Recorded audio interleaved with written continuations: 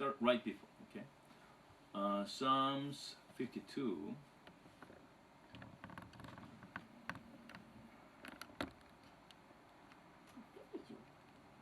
The chief musician Maskil, a psalm of David, when Doeg the Edomite came and told Saul, say unto him, David is coming to house of Ahimelech. Why boastest thou thyself in mischief, O mighty man? The goodness of God endures continually. Hallelujah. Hallelujah.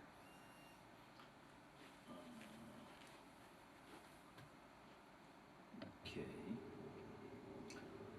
When we carefully look at the geography of the United States, there is a Rocky Mountain, the western part of the United States, and from the Rocky Mountains, a lot of rivers originated. Okay, so even the Mississippi River comes from the very beginning of the Mississippi River. Actually, the branch of the Mississippi River comes from Rocky Mountain, right? And also the rivers that flow into Pacific Ocean, they also originate from Rocky Mountains. So if some rain drops on the Rocky Mountain, like Colorado or the Montana, some of the drops will go through the river, Colorado River or some Colombian River, to the Pacific Ocean. But some of the drops of the rain, they follow the river of Mississippi River or the Missouri River. They're flowing to Atlantic Ocean. So the beginning is very tiny difference, right? But the end result is some of the drops go to Pacific Ocean, the other drops go to Atlantic Oceans. Yeah. Oh, what a great difference, right? They might falling together, but some of the drops go to Pacific Ocean, the other drops onto Atlantic Oceans. Maybe a lot of Christian people, they hang around together, worship together, live the same lifestyle together. But with little difference, they might end up with heaven and the other place. All the Christian people, they hanging together, doing everything together, eating together. With little difference, they might end up with the presence of Jesus, and the others with presence of the devil. Just little difference. The beginning has a little difference, but it differs so widely, so totally different result. So maybe this psalm gives us some understanding how we can overcome this little difference to have a good end result.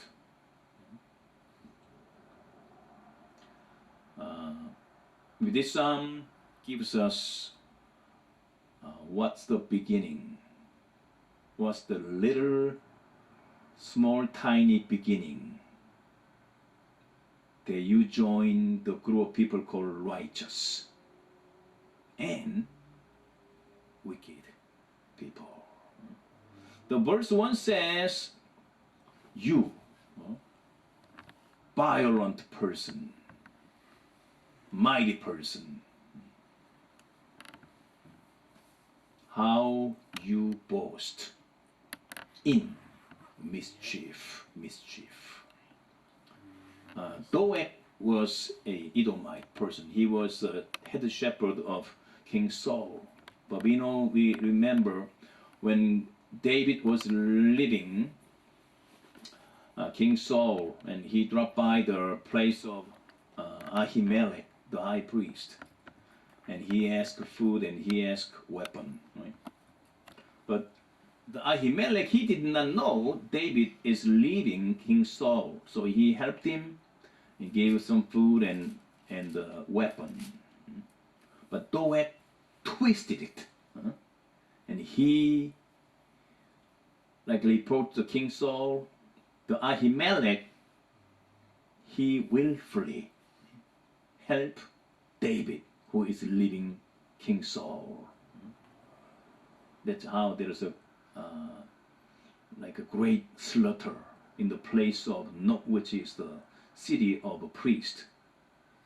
80 priests were killed at the time. So Doeg,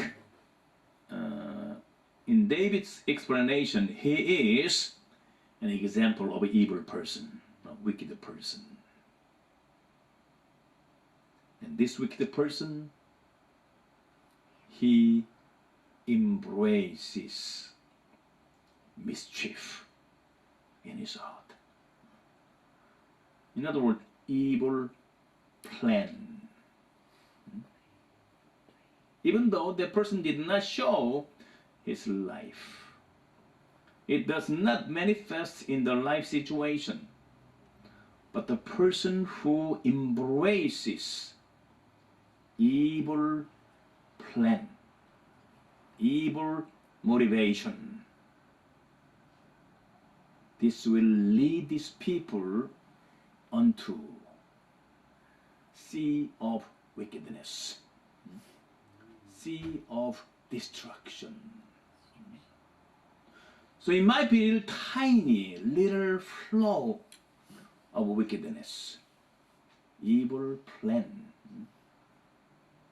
evil scheme, or evil desire. If you handle this thing properly, it will grow. It becomes big stream, powerful stream of motivation. Eventually end up with destruction. Apostle Paul in book of Colossians chapter 3, the sign of some elected people, the mercy and on, and said, no malice. Malice means evil desire, evil plan. When we do something out of malice, we do something, have some objective to destroy other people. So God sees the heart, the motivation. Even though we do all things, but if the motivation is not right, this will lead us into destruction. The pool of a people called wickedness. Then how come the righteous person?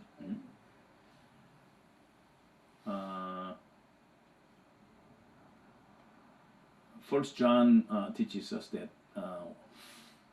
when you do not have love in your heart, agape love,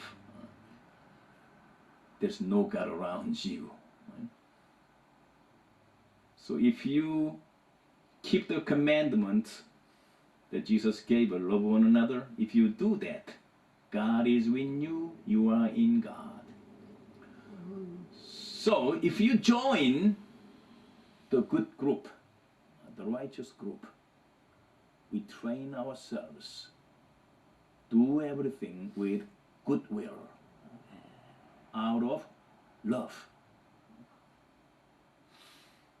expressing some love in us. This is a small beginning, right? But we make a decision from now on today, I will do everything out of love. Worship Jesus out of love. treating other people out of love.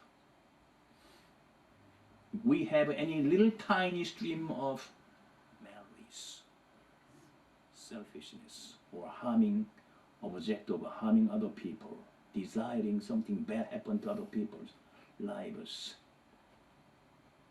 If we do not live, if we not handle this thing properly, it will eventually lead us unto destruction sometime later.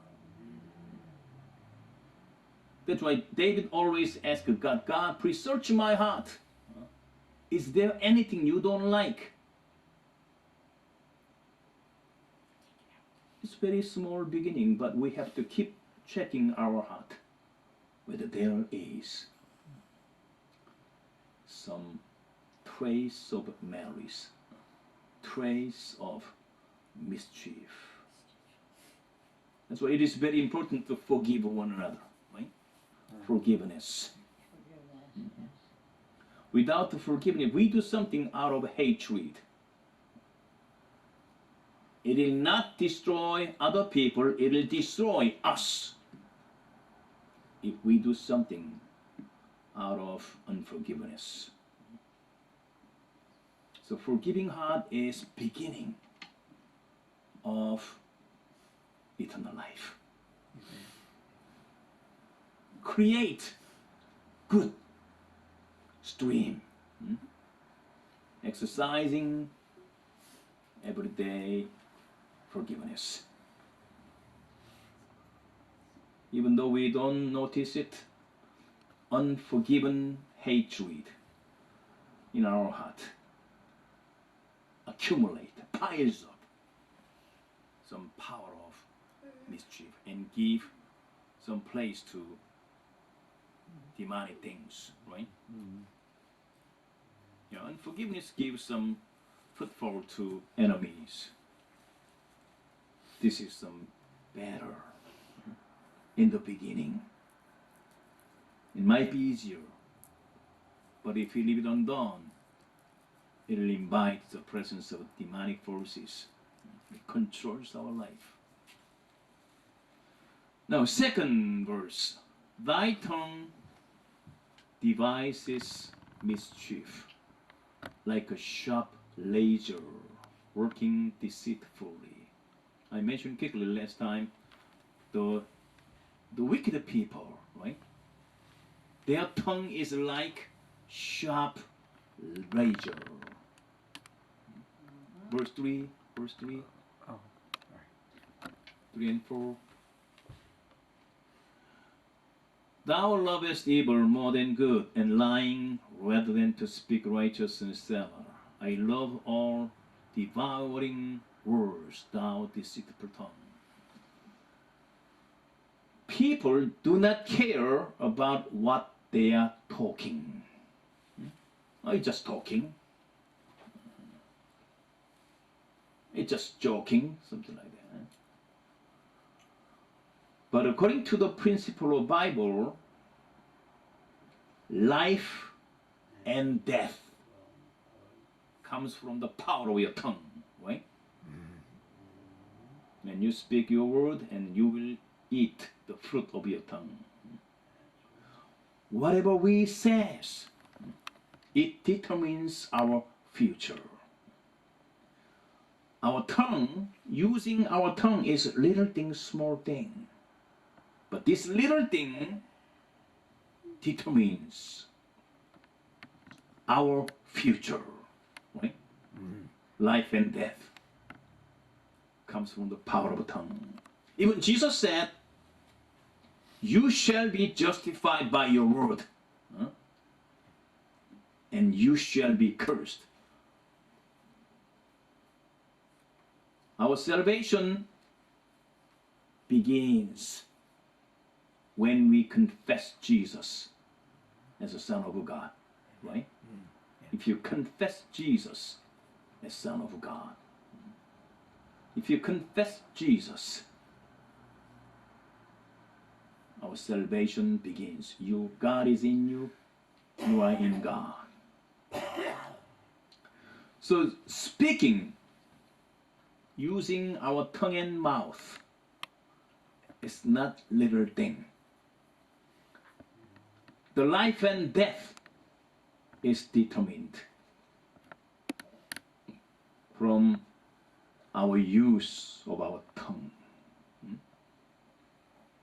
It's not little thing. So it is very important to careful about our usage of tongue. It really determines our future. It really determines our eternity. So James chapter 3 describes it as our tongue is like rudder of the ship. Rudder of the ship. Right? Yeah. The ship is big, but the ship is controlled by little thing called Helm. helm. Yeah. Helm. King James Bible use helm, but other thing use rudder, right? Or steering wheel, whatever. Yeah. You can use it with one hand.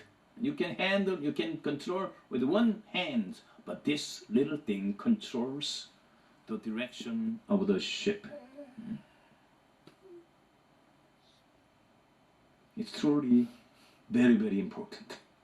Well, God sometimes, like maybe forgive you once or twice when you use your tongue in a wrong way. But eventually the outcome will come back.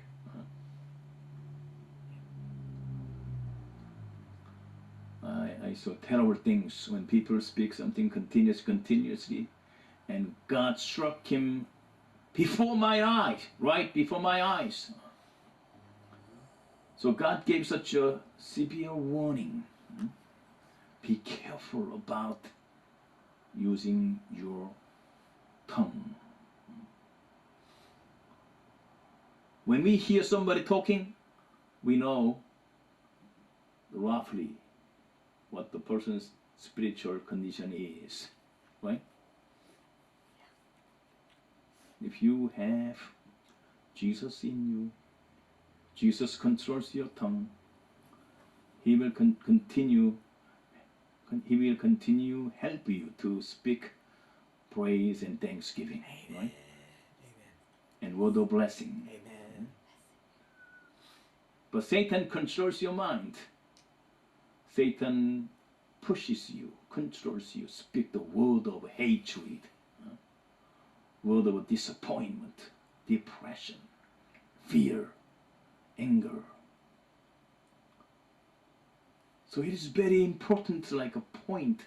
The word, it's a life and death word, control our tongue. Why? The heaven and hell is determined from our tongue, right? Yeah. Even Moses in Old Testament, you don't need to go all the way to heaven. You don't need to go all the faraway sea to be saved. The word of life is in your mouth. Choose today, life or death. If you want a life, speak life. If you speak life, you will have a life. That's right. If you speak death, you shall have a death. Little tiny beginning, but it will end up with great difference of the result. Well, Bible is full of those examples, the people who just made some wrong remark with their tongue. They got big trouble. Oh, yeah. One person is Nebuchadnezzar. He got a dream that there is some big tree and cut down and only tree trunk and that kind of a dream. So he asked Daniel what is interpretation of a dream, and Daniel says, because you shall be outcast in the wild field for 7 years, eating grass like animal. And Daniel gave him warning. Humble yourself and give God glory and honor God so that you can avoid these. So he was so surprised and he gave some reward to Daniel, and he kept this thing in his mind for a while. But later he forgot. When he was working on the top of his, like a palace,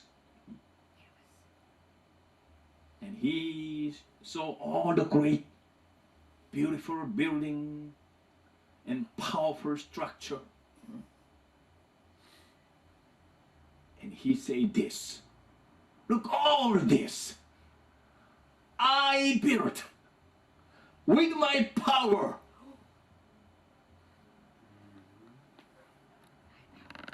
And my strength. He did not give glory to God. He forgot. Supposed to be humble before God. You know what happened? Right after this remark from his mouth, there is a voice from heaven. Because you speak these, you shall now be outcast in the field. Remain like animal 7 times.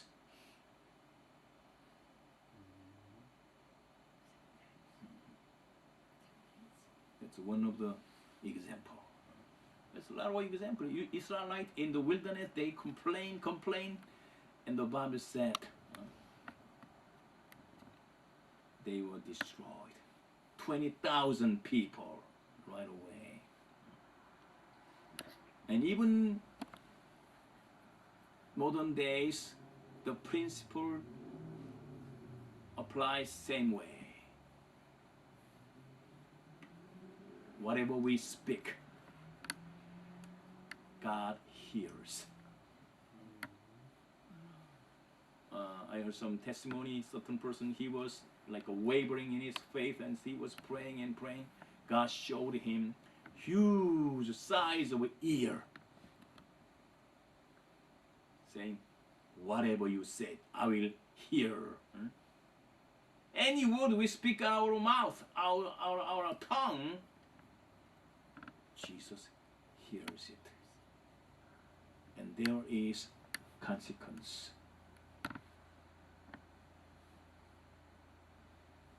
We speak the word of thanksgiving. Amen. We speak praise and glorifying God. Amen. Like a Job last time. Amen. He just fought this battle with word. And he stood strong at the time of his total afflictions.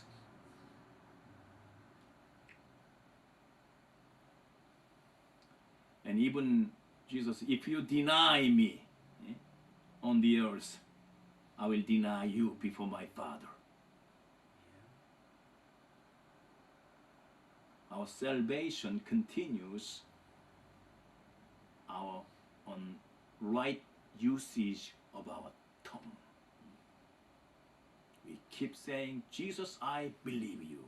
I trust you. I honor you, respect you. Whatever happens in my life, I continue to trust you. I continue to believe you, Jesus. You are my Savior and Lord. Your presence is number one priority in my life. Confession. This will continue the power of life in us. Hallelujah. Let's go to verse 5. Verse 5. Verse 5 says, what the verse says. Verse 6. Verse 5. Verse 7 probably. Okay. Oh Lord, this is the man that made not God his strength, but trusted in the abundance of his riches, and strengthened himself in his wickedness. Number three thing that give us some differentiation between heaven and hell is, what is your strength? Huh? What do you trust as your strength at the time of need? Huh? The wicked people, they trust in their riches. Wow. Their money is their God. So if we exercise our heart trust, money, it defines us, the group of people called wicked. Wow. This is an easy thing. We need money, right?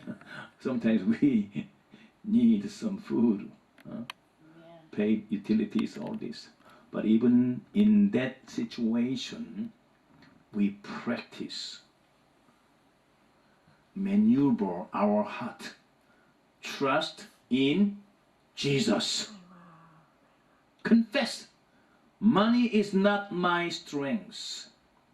Jesus, you are my strength.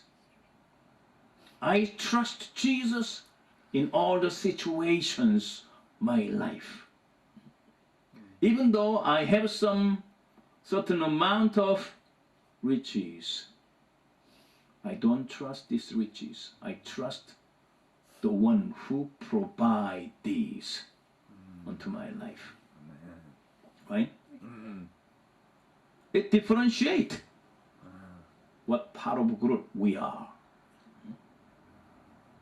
The wicked people, they glorify the abundance of their riches. But we glorify Jesus, the ultimate provider, the wonderful caretaker, Jesus. And if you look at this one in other perspectives, our perspectives, if you have a Jesus, you are better than the people who got $1 billion. Amen. Amen. Amen. Amen. If you practice your life, trust to Jesus, and you have a presence of Jesus in your life, you are better than the one who are called as a billionaire. The man who got great wealth. You live your life good.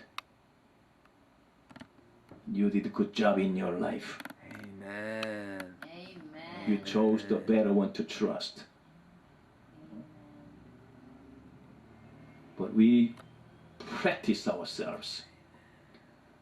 Do not look at some help from the world. We trust Jesus.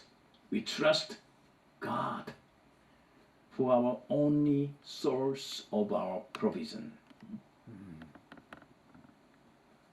Then God will take you as a people called righteous. Apostle Paul gave great warning to Timothy. The love for the money is what? Root. Huh? Root of all evil. Root of all evil. Those people, because of this, pierce themselves with sorrow. Eventually, the love for the money will destroy people. And he said, don't look at these. Seek faith. And other 4 things, faith. Let's go to 1 Timothy chapter 6, verse, let's read that and then we finish.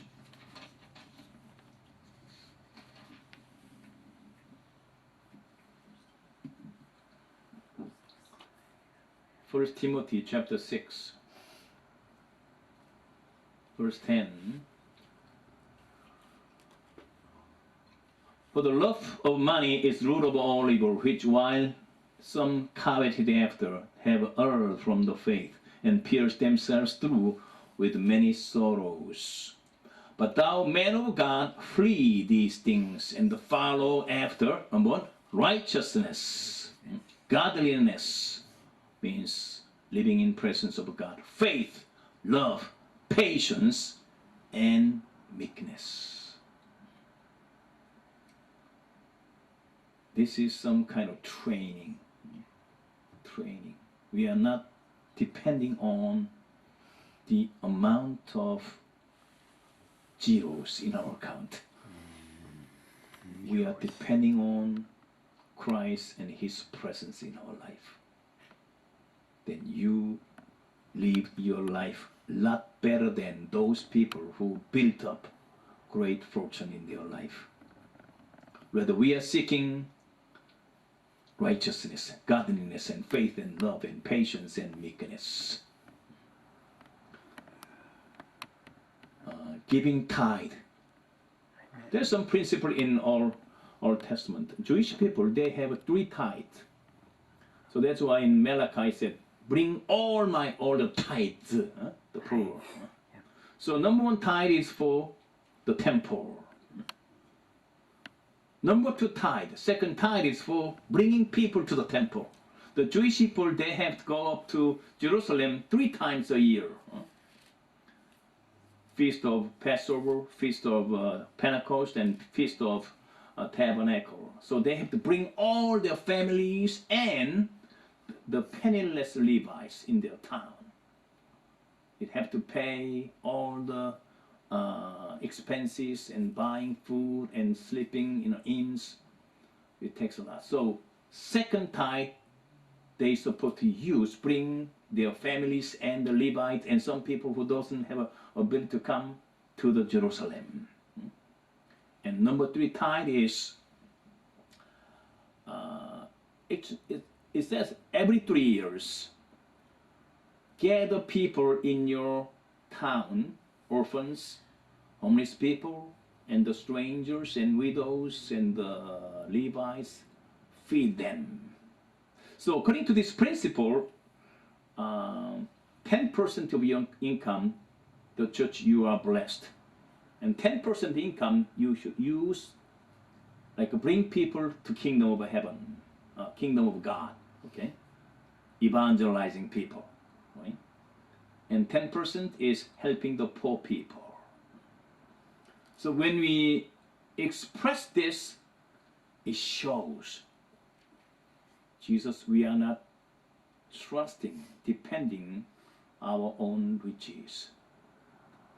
I trust you depending on you.